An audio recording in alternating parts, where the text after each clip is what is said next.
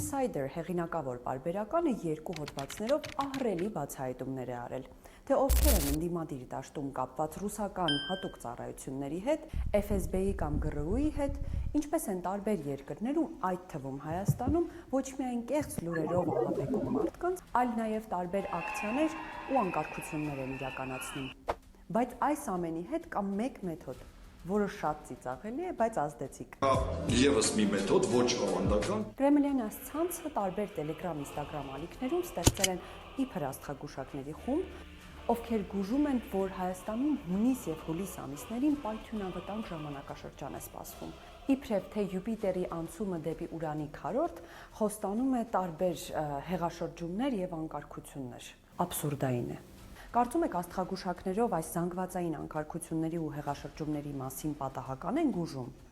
Իհարկե ոչ, սա հիբրիդային պատերազմի մեկ այլ ձև է։ Սկզբում արդարացնում են բռնությունը, հետո իրականացնում են այդ անկարգությունները, դե վերջում էլ ասում են, աստղագուշակները կանխատեսում էին։ The Insider-ը շատ ավելի մանրամասներ է բացահայտել ոչ միայն Հայաստանում, այլ նաև եվրոպական տարբեր քաղաքներում այս ցանցի կողմից իրականացվող շատ տարբեր ակցիաների մասին, որոնց հիմնական նպատակը մարդկանց իրար դեմ հանելն է, բևեռացնելը, բաժանիր, որ տիրես սկզբունքով։ Հետևեք մեզ, որ չտրվեք այսպիսի սադրանքներին։